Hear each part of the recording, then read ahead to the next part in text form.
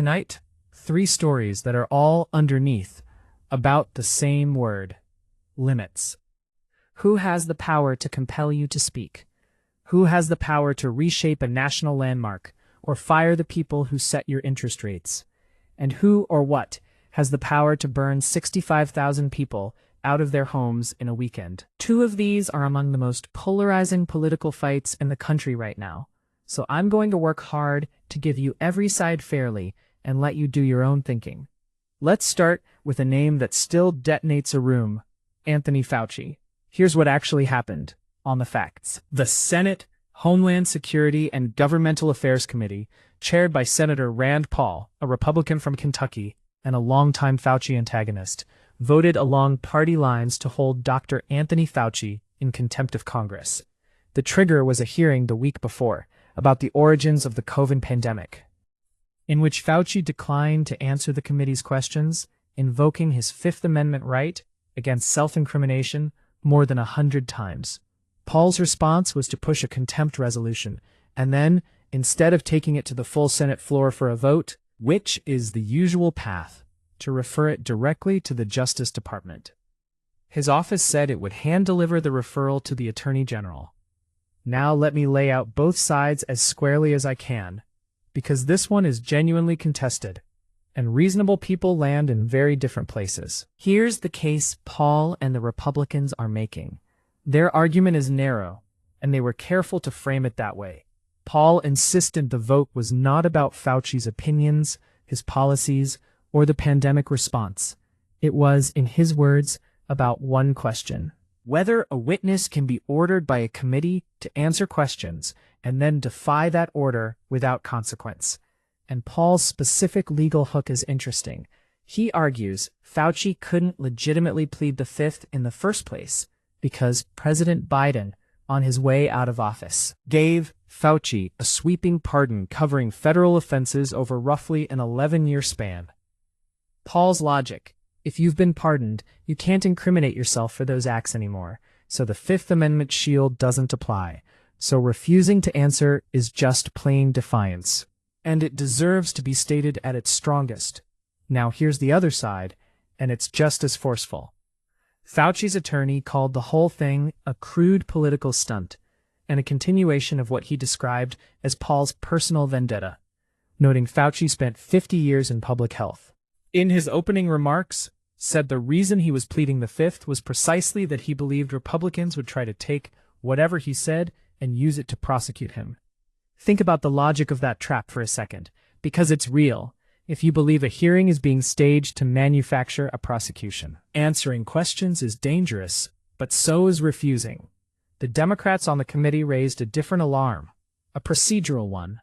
Senator Gary Peters, the top Democrat, warned that Paul's move to bypass the full Senate and go straight to the DOJ could weaken the committee's own oversight power in the future, that you're setting a precedent.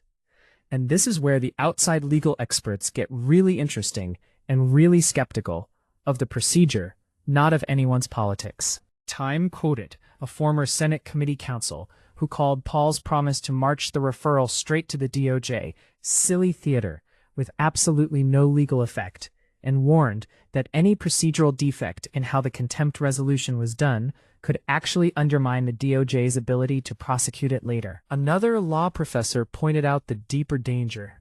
If the DOJ acts on a referral like this, it sets a striking precedent, essentially letting a single committee chairman weaponize the contempt process to harass a specific private individual. And practically, even if it goes forward, prosecutors would have to prove Fauci was willfully in contempt, which one expert called a not insignificant burden. So here's my take, and I'm going to keep it about the machinery rather than telling you how to feel about Fauci, because you already have feelings about Fauci, and you don't need mine. The thing I'd watch here is not, is Fauci guilty of something? It's what precedent does this set for the power to compel testimony? Because the tools being built in this fight don't stay pointed at one man. If a committee chair can refer a private citizen straight to prosecution for pleading the Fifth, a constitutional right, then that tool exists for the next chairman, of either party, pointed at whoever they don't like. The Fifth Amendment is inconvenient by design. It's supposed to protect the guilty and the innocent alike, precisely so the government can't punish you simply for declining to talk. So the real question isn't whether you think Fauci is a hero or a villain, it's whether you'd be comfortable with this exact process being used against someone you do sympathize with. That's the test of a principle, whether it holds when you dislike the person it's protecting. Which brings us, neatly, to a second set of fights about the limits of power. This time, the president's.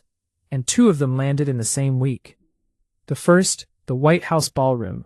Here are the facts. A federal appeals court, the U.S. Court of Appeals for the D.C. Circuit, ruled 2-1 that the Trump administration must halt construction of a $400 million, 90,000 square foot ballroom at the White House. This is on the site where the East Wing stood before it was demolished last fall. The court's reasoning from the majority was blunt and kind of poetic. They wrote that each president is a temporary tenant, not the owner, of the White House, and has no constitutional authority to fundamentally reshape the property without Congress signing off. The National Trust for Historic Preservation had sued to stop it, and the court agreed that only Congress can approve changes like this. Now, in fairness, and this matters, there was a dissent, and it's not frivolous. Judge Naomi Rao, a Trump appointee, argued that halting construction actually extends the period during which the president's residence is less secure, and she pointed to something concrete and sobering. She referenced an assassination attempt against Trump at the Washington Hilton during the White House Correspondents' Dinner, using it to argue that large off-site events involving the president carry real security risks, the kind a fortified on-site facility is meant to reduce. The administration's filings leaned hard into this, describing bomb shelters, a medical facility, and hardened construction, and arguing a delay threatens grave national security harms. So the dissent's framing is, this isn't a vanity project, it's a security upgrade. And courts shouldn't be micromanaging White House construction. The majority's answer to that was equally sharp. National security arguments, they wrote, are not an automatic get-out-of-law-free card, and they didn't hold back on the stakes. They wrote that the assertion that the executive can act with utter lawlessness, destroying treasured national landmarks, and that no court can stop it, flouts our constitutional order. The court stayed its own ruling for 2 weeks, so the administration can appeal. And Trump has said he'll take it to the Supreme Court. For his part, Trump has defended the project, which has roughly doubled in cost from initial estimates, saying it's larger and higher quality than first proposed, and that it'll be, in his words, magnificent and secure. According to the White House. And then, the same week, the second power fight, and this one is arguably far more consequential for your wallet than a ballroom. The White House revived its effort to remove Lisa Cook from the Federal Reserve Board of Governors. Cook was nominated to the Fed by President Biden in 2022. Last year, the director of the Federal Housing Finance Agency, Bill Pulte, made a criminal referral accusing her of mortgage fraud, specifically that she declared 2 different homes, one in Michigan and one in Georgia, each as her primary residence, which can get you better mortgage terms. Trump moved to fire her over it. Cook denied wrongdoing, refused to resign, and sued. And in June, the Supreme Court, in a 5-4 decision, ruled she could stay in her post, at least while her lawsuit plays out. The White House sent her a new letter, signed by Deputy Chief of Staff Dan Scavino, saying the president is again considering removing her, giving her about 3 weeks to respond with evidence. Here's why this is a bigger deal than it might sound. By law, a Federal Reserve governor can only be removed by the president for cause. And no president in the Fed's entire history, going back to 1913, has ever successfully ousted a governor. The whole design of the Fed is to be insulated from politics, so that interest rate decisions are made on economics, not on what's convenient for the president before an election. And that's exactly the tension here. Trump has been openly, aggressively pushing for lower interest rates. Cook's defense, in her own words, is that the president is trying to oust her on a manufactured pretext because I refuse to bow to political pressure. Her lawyer says she's mostly lived in the Michigan home since 2005. Now, the counter case is real too. If a Fed governor did commit mortgage fraud, that's a legitimate integrity problem for a top financial regulator.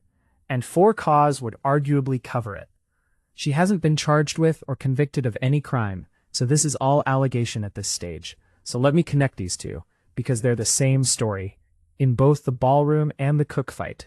The underlying question is identical. What are the limits on presidential power, and who gets to enforce them? Can a president remake a national landmark without Congress? Can he remove an official that the law says he can only fire for cause? These aren't really stories about a ballroom or about one economist's mortgage paperwork. They're stress tests of the guardrails, the courts, Congress, the independent agencies that are supposed to constrain any president of any party. My take, and again I'll aim it at the structure and not your team. Pay attention to the pattern, not just the individual cases. Any one of these fights on its own, you could shrug at. A ballroom? Who cares? A mortgage dispute? Sounds technical. But the thread connecting them is a consistent testing of how far executive power can push before something pushes back. And, crucially, whether the things that push back, the courts and the independent Fed actually hold. And here's the part that should matter to you, regardless of politics. An independent Federal Reserve is one of the least glamorous and most important reasons the US dollar is trusted around the world. If interest rates start looking like they're set by political loyalty instead of economic judgment, that's not a left or right issue. That's a does everyone's savings and mortgage stay stable issue. So watch these guardrails. Not because of who's president, but because guardrails you only defend when your side is in power aren't guardrails at all. They're just weapons waiting to change hands. All right, let me leave Washington, D.C. for Washington State, because the third story is a reminder that while we're arguing about power in marble buildings, nature doesn't care about any of it. And this one has a twist that complicates the story everyone wants to tell. Over the past week, 3 major wildfires tore through the area around Spokane in eastern Washington. Collectively, they've been called the Spokane Complex. The numbers are brutal. Roughly 65,000 people were forced to evacuate. More than 700 structures, homes, businesses, buildings were destroyed. The fires burned through thousands of acres, and for a stretch they were 0% contained, driven by high winds and hot, dry weather. Spokane is a city of about 230,000 people. So we're talking about a huge share of a metro area on the run. There's a photo from the AP that stuck with me. A couple named Alan and Kimberly Sather, embracing in front of the duplex they rented after it burned to the ground. That's the human reality underneath the statistics. And I'll give you the one piece of good news. As of the reporting, there were no confirmed deaths or injuries, which given the scale is close to miraculous. President Trump authorized a federal emergency declaration, freeing up FEMA support for Washington and affected tribal nations. Worth noting as a moment where, disaster response, the federal machinery did kick in. Now here's the twist, and it's the reason I wanted to end on this. When you hear 65,000 evacuated, hundreds of homes gone, hot and dry conditions, your brain and a lot of headlines immediately files it under climate change disaster. And climate absolutely shapes the conditions. The heat, the drought, the dry fuel that lets a spark become a catastrophe. That part is real, and I'm not going to wave it away. But here's what actually happened with the most destructive of the 3 fires, the Old Trails Fire. Police arrested a 37-year-old man, Aaron Farinacci, and charged him with first-degree arson. Witnesses reported seeing him kneeling near grass and looking nervous around the time and place the fire started. He hasn't been convicted. This is an accusation, and he's entitled to the presumption of innocence. But the largest of these fires is being investigated not as an act of nature, but as an act of a person. And I think that matters because it cuts against the tidy narrative in both directions, and honesty requires holding both. On one hand, it would be wrong to point at an arson arrest and say, see, climate had nothing to do with it, because climate is what turns one arsonist's spark, or one lightning strike, or one downed power line into a 65,000-person evacuation instead of a small grass fire the local crew stamps out by dinner. The dry, superheated landscape is the loaded gun. It would be equally dishonest to fold this into a pure climate morality tale, when the trigger on the biggest fire may have been a human being with a motive we don't yet understand. The truth is messier and more useful than either slogan. We've built a world where the conditions are primed to explode. And then it only takes one spark, from a person, from a machine, from the sky, to level a suburb. My take: resist the urge to sort this into your existing box. This is simultaneously a climate story and a crime story, and if you can only see one of them, you're not seeing it clearly. The families sifting through ash outside Spokane tonight don't need our narrative. They need homes, and they need us to be honest about the full chain of causes, the loaded landscape and the finger on the trigger, instead of grabbing whichever half confirms what we already believed. So let me tie all three together. Because they share a spine: the power to make a man testify, the power to reshape a landmark or fire a regulator, the power of a single spark in a primed landscape. Every one of these stories is about a limit being tested, and about the systems, the courts, the Constitution, the fire lines that are supposed to hold when something pushes hard against them. And in all three, the honest response is the same. Don't ask whose side does this help. Ask, would I accept this power, this precedent, this explanation, if it were aimed the other way? Because that question, not your team, not your gut, is the only real test of whether you actually believe in the limit or just believe in winning. That's the show. Wherever you land on any of this, land there because you thought it through, not because someone handed you the conclusion pre-packaged. Take care of each other.